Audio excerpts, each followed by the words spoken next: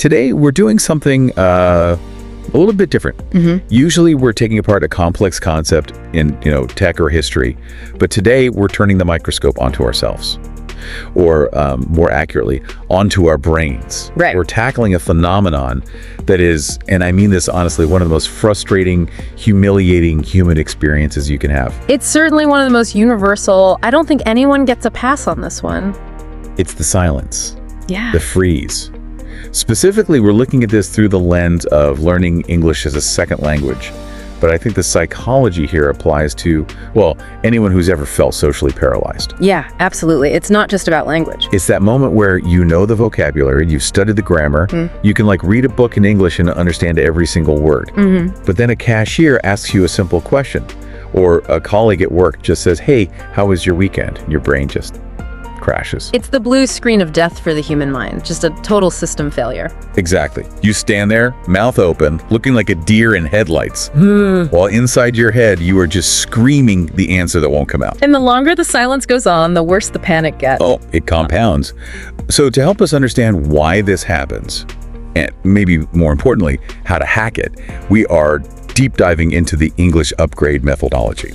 Right. So for our source material today, we're looking at a stack of scripts, transcripts, and some internal notes from Ryan Carter and Mary Walker. They're the hosts of the English Upgrade podcast. We are. And I have to say, going through their materials, they have a very distinct flavor. They aren't the, open your textbook to page 50 type of teachers. No, not at all. They feel more like, linguistic life coaches.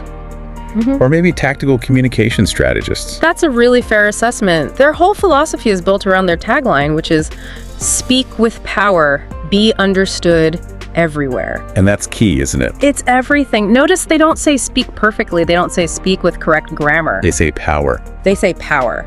It's about effectiveness, not academic accuracy. Which is a huge distinction, and one we're definitely going to unpack. Yeah. So our mission today is to deconstruct their advice. We want to understand the neuroscience of why we freeze, and then we want to steal their algorithms for breaking that silence. Because they have some very specific, almost cheat code style scripts for social interaction. They really do. And I'm excited to finally get some practical cheats for that social awkwardness. So we're going to look at why, in their world, simple is actually strategic, why your brain literally cannot multitask languages, and how to fake confidence until you actually feel it. But I want to start with the diagnosis, because I think a lot of people carry a lot of shame about this. They think, I'm just not smart enough, or just not good at languages. But Ryan and Mary, they frame this very differently. They call it the passive-active gap. And this is the fundamental paradox of language acquisition. And frankly, it's where most traditional education really fails people. House. Well, we're taught implicitly that input equals output. If I pour enough vocabulary words and grammar rules into your ears, that's the input. Eventually, they should just spill out of my mouth. That's the output. Yeah, it sounds logical. Which sounds perfectly logical, but anyone who has actually tried to learn a language knows it's a lie. It is a total fallacy. Input is about recognition. Output is about retrieval and production. Those are two completely different neural pathways in the brain. Okay. It's like the difference between recognizing a famous painting and being able to paint it yourself. Very different skills. Right. I can recognize the Mona Lisa, but I definitely can't paint it. Precisely. So Ryan and Mary identify what they call the output block. They list 5 specific reasons why a person can understand a whole movie but then fail to just order a coffee. And what's at the top of that list? The biggest one, the one that really truly destroys fluency, is what they call the translation trap. Okay, let's get into the weeds on this, because translation trap sounds like a nice metaphor. But reading through the source material, it seems like they're describing a literal cognitive bottleneck. They are. It's not a metaphor at all. And to understand this, you really have to understand something called cognitive load theory. Okay, break that down for us. Your brain has a working memory. Think of it like the RAM in your computer. It's finite. You only have so much processing power available at any given second. So I have a limited amount of mental fuel. You have a very limited amount. Now, in a native speaker, the path from thought to speech is almost instantaneous. It's direct. You see a dog, your brain accesses the word dog, you say dog. The cognitive load is negligible, it's automatic. Barely even think about it. Right. But for a learner who is stuck deep in the translation trap, that same process is a labyrinth. It's an incredibly complex, multi-step operation. Okay, walk us through that labyrinth. What's happening in my brain when the cashier says, "How are you?" Okay, so step 1, you hear the input, the sounds, how are you? Yeah. Enter your ear. Got it. You don't process the meaning directly in English. Your brain immediately routes those sounds to your native language center. You translate, how are you, word for word, into your mother tongue. Okay, so I'm already one step behind. You're already lagging. Step 3, you formulate an answer, but you do it in your mother tongue. You think the equivalent of I am fine, thank you, right? The comfortable default language. Yeah. Exactly. Step 4, now the hard work begins. You have to access your mental dictionary to find the English equivalents for I am fine, thank, and you. And that's assuming I even remember all of them under pressure, which is a big assumption. Then, step 5, you have to arrange those English words using English grammar rules, which might be totally different from your native rules. Word order, verb conjugation, all of it. Wow. And then finally, step 6, you send the signal from your prefrontal cortex to the motor cortex to actually move your lips, tongue, and jaw to produce the sounds. I'm exhausted just listening to that. That's insane. Exactly. You are asking your brain to perform 6 complex, energy-intensive operations in the span of, what, a nanosecond? It is physically impossible to do this at conversational speed. Ryan uses this great analogy in the podcast. He compares it to running while texting.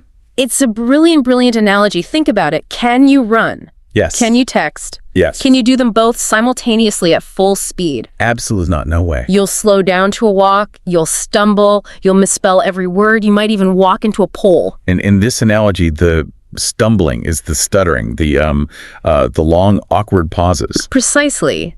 The delay isn't a lack of knowledge. It isn't a lack of vocabulary. It is a lack of bandwidth. Your brain's central executive network, the part that directs your attention, is completely overwhelmed by the sheer mechanics of the translation process. So it has 0 resources left for anything else. 0. Nothing linked for social awareness, for reading body language, for maintaining eye contact, or for creating any sense of conversational flow. So when we freeze, it's not that we're stupid. It's that our system has literally crashed. It is a buffer overflow error. Your cognitive RAM is full. And this leads directly to the other blockers that Ryan and Mary mention. Okay, what are those? Well, when your brain is already overloaded, you become hyper-aware of making mistakes. This is their fear of mistakes blocker. Because you're building the sentence like it's a math equation. Exactly. You're constructing it mathematically, word by word, and you are terrified of getting a variable wrong. It becomes a math test instead of a chat. And nobody wants to fail a test in public. Nobody. This is where the ego gets involved in a big way. Right, which connects to another one of their points, the comparison syndrome. Comparing your chapter 1 to a native speaker's chapter 20. But I think it actually goes deeper than that. We actively silence ourselves because silence is safe. Silence is predictable. It's safe. If I say nothing, I make no mistakes. If I speak, I risk looking foolish. I risk being judged. So we protect our ego by paralyzing our tongue. Correct. And the tragedy, the real catch-22 here, is that the more we do that, the deeper that translation trap pathway gets dug into our neural wiring. We're reinforcing the bad habit, so how do we break it? This has to bring us to part 2 of their method, the mental shift. Ryan and Mary have a directive that sounds so simple, but is actually incredibly hard to execute. What is it? Stop translating. Start thinking. It sounds like telling someone who's depressed to just be happy, doesn't it? It feels a little dismissive. It does. I was going to say, if I knew how to think in English, I wouldn't be listening to a podcast about how to learn English in the first place. So how do you actually bridge that gap? You have to start small, ridiculously small. You have to lower the stakes to almost 0. Okay. Ryan and Mary propose a series of techniques that fall under an umbrella they call Think Small. Think small.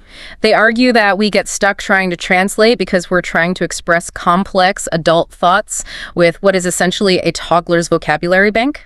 Right. We're trying to discuss the geopolitical implications of the global coffee trade. But we only really know the words for bean and cup. Exactly. And so we rely on our rich, nuanced native language to handle the complexity. And then we try to force that complexity through the tiny filter of our English vocabulary. It gets stuck. So the think small approach says, what? Abandon the complexity. For now, yes. Abandon it. The goal isn't to express a complex thought. The goal is to build the direct neural pathway with simple objects first. And this is where their first exercise comes in. They call it the naming technique. Yes. And you know what? I want to challenge you on this, actually. I want to try it live. Oh, boy. Okay. I'm ready, I think. The goal here is pure speed. It is not about knowing the word. It's about retrieving it instantly without the native language middleman. No translation. Zero translation. Look around the studio right now. I want you to name 3 objects, but you have to do it instantly. As soon as your eye hits the object, the English word must come out of your mouth. Go. Okay. Microphone. Screen. Yeah. Table. Uh-huh. Did you feel that? Just then. Feel what? I named them. On table. There was a micropause, a tiny, almost imperceptible hesitation. Yeah, okay, I guess I looked at it and my brain just...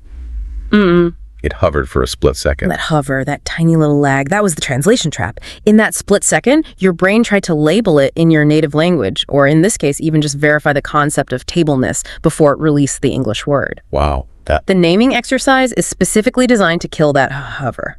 You look, you say. Yeah. Look, say. You are physically wiring your visual cortex directly to your Broca's area, the speech center of the brain, and you are intentionally bypassing that translation filter. It feels, well, if I'm being honest, it feels a bit childish. I'm an educated adult. Walking around my house pointing at a lamp and just saying, lamp, feels ridiculous. And that resistance you feel, that's your ego talking again. It's your ego saying, this is beneath me. Right.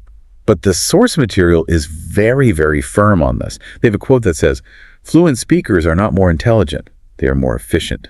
More efficient. You cannot be efficient at a high-level business negotiation if you are not first efficient at naming a lamp. You have to build the foundation from the ground up. Okay, so we start with naming, pointing at things. Then they suggest leveling up to narration. Which is basically just naming in motion. Instead of naming static objects, you narrate your life as you live it. I am making coffee. I am opening the door. I am walking to the bus. And again, the key here is simplicity, right? Crucially, it's always subject, verb, object. Ryan and Mary really emphasize that you should not try to build a beautiful, complex sentence like, I am currently engaging in the arduous process of brewing a delicious caffeinated beverage. Right. No, just, I am making coffee. Because I am making coffee connects the physical action directly to the English language. You are training your brain that this specific reality equals these specific English sounds. You do that enough times, and over time, you simply stop needing the translation step. So the goal has to shift. It's not about sounding smart, it's about being understood. Yes. And here's the beautiful paradox of it all.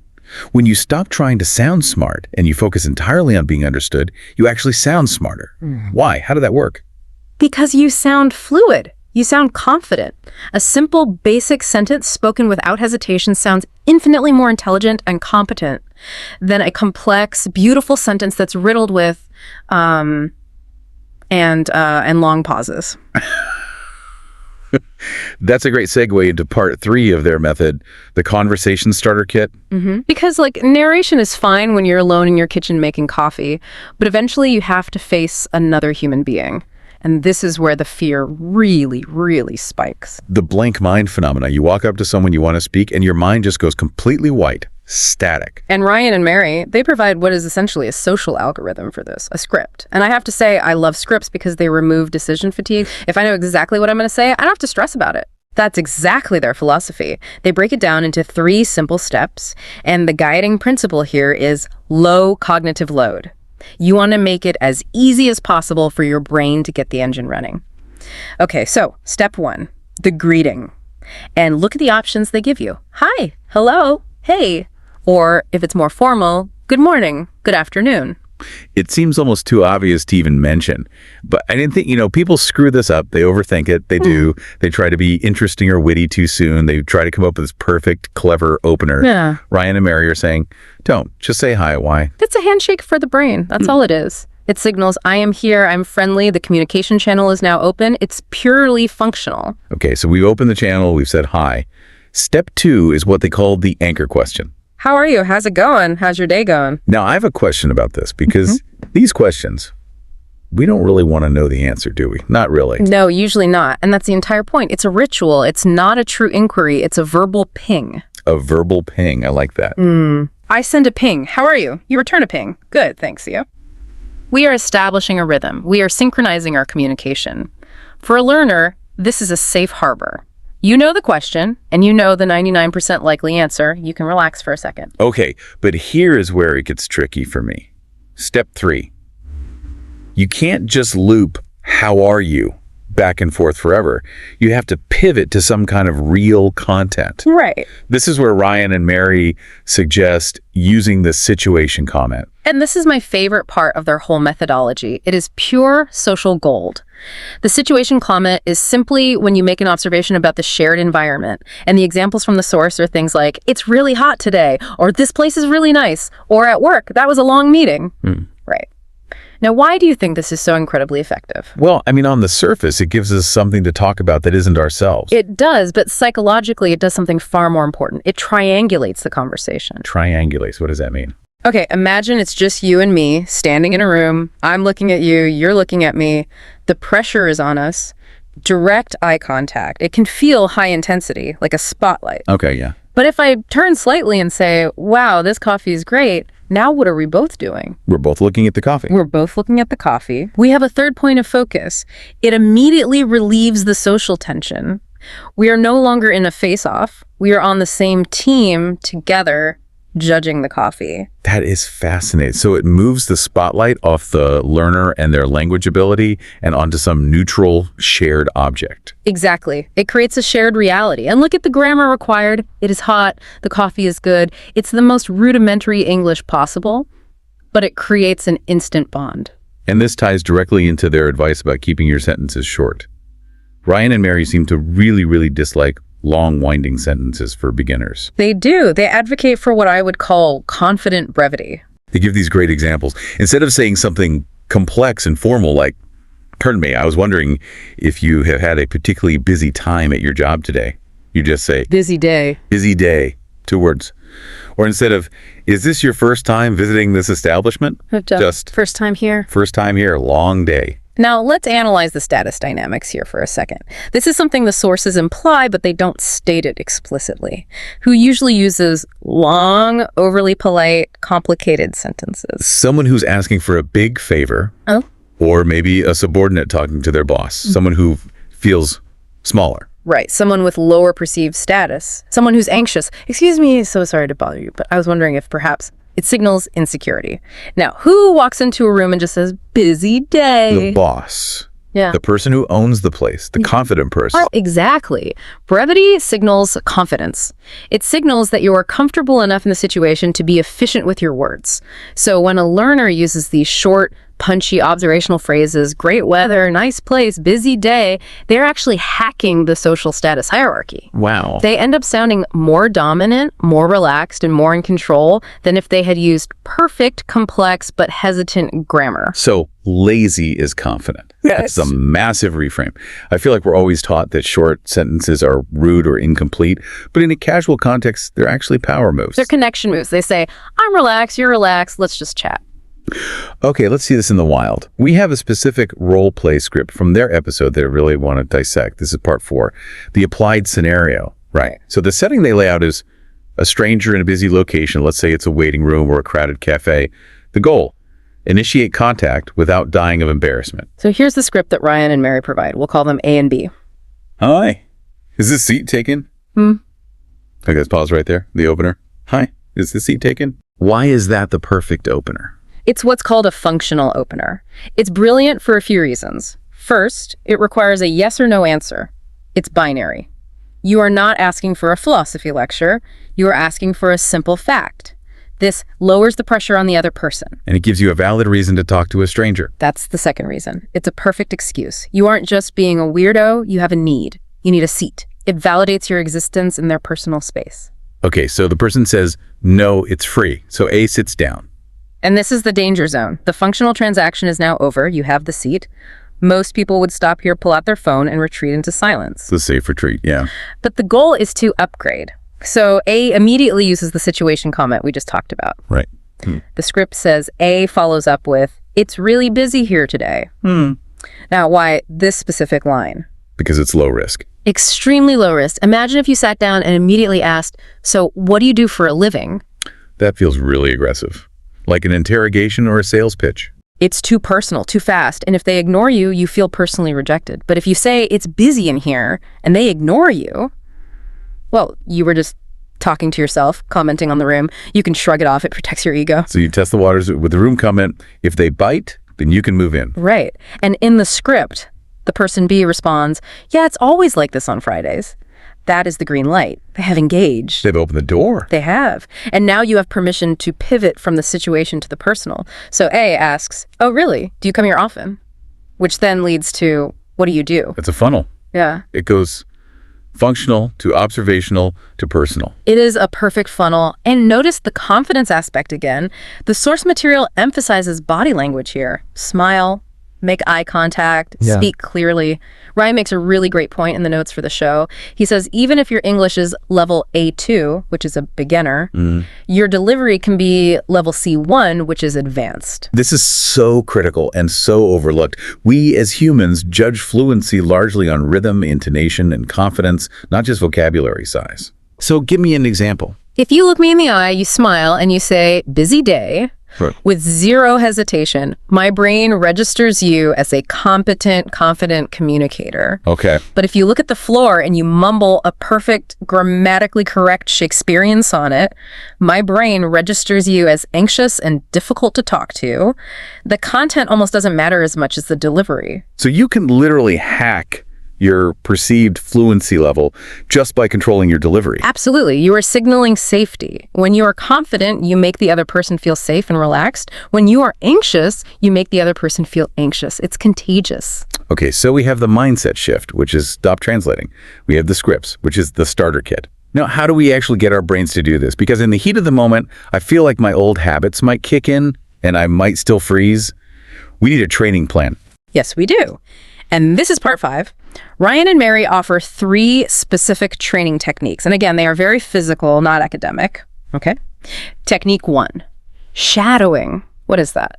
Shadowing is where you listen to a piece of audio, like their English Upgrade podcast, for example, and you repeat what they say exactly as they say it, almost simultaneously. Like you're their echo? A perfect echo. You aren't just repeating the words, you are mimicking the emotion, the speed, the pauses, the rhythm, the intonation, everything. Why is this better than just, say, reading a book out loud? Because reading uses your visual cortex. You're translating written symbols into sound. Shadowing uses your auditory cortex and connects it directly to your motor cortex. It's pure muscle memory. Yeah. It's gym reps for your mouth, your tongue, and your jaw. I like that. You're training your tongue to dance the steps so it doesn't trip on its own toes later in a real conversation. Precisely. You are building the physical capability to produce English sounds at a natural speed. Okay? Technique 2, recording. The one everyone hates. Record yourself speaking for 2 minutes a day.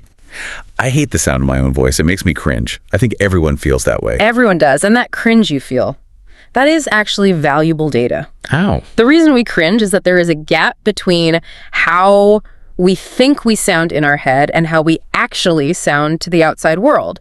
Recording is the only thing that bridges that gap. It forces you to become an objective auditor of your own speech. So you have to actually listen to the playback. You can't just record it and delete it and feel good about yourself. No, you have to listen. You have to listen and hear, oh, I hesitated there, or the sound was a bit off there, or my intonation was really flat.